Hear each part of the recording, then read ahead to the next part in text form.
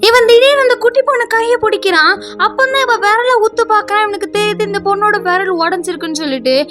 உடனே இங்க பக்கத்துல ஒரு பையன் ஐஸ்கிரீம் சாப்பிட்டுட்டு இருக்கான். அவன் ஐஸ்கிரீமை பிடிங்க ஐஸ்கிரீமை ஃபுல்லா சாப்பிட்டுட்டு அந்த குச்சியை அவ கையில வைக்கான். அதுக்கப்புறமா அவ தலையில இருந்து ரப்பர் பேண்டை எடுத்து அவ விரலோட சேர்த்து டைட்டா கட்டி விட்டுருதான். நீ உடனே ஹாஸ்பிட்டல்ல போய் செக்அப் பண்ணு அப்படின்னு சொல்றான். அந்த பொண்ணு உடனே அவங்க அப்பா கிட்ட போயிட்டு இவனை திரும்பி நக்கல் அடிச்சுட்டு போறா.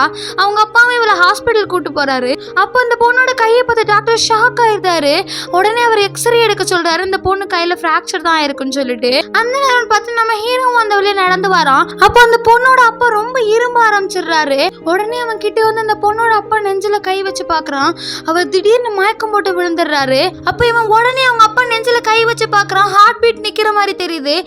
உடனே எல்லா டாக்டர்ஸையும் வர சொல்றான். அவர் அப்பாவை எப்படியாவது பொழைக்க வைக்கணும்னு சொல்லிட்டு எல்லா ட்ரீட்மெண்ட்டுமே இவனே கொடுக்குறான். அவங்க அப்பா எப்படியோ ஒரு வழியா பொழைச்சிடுறாரு.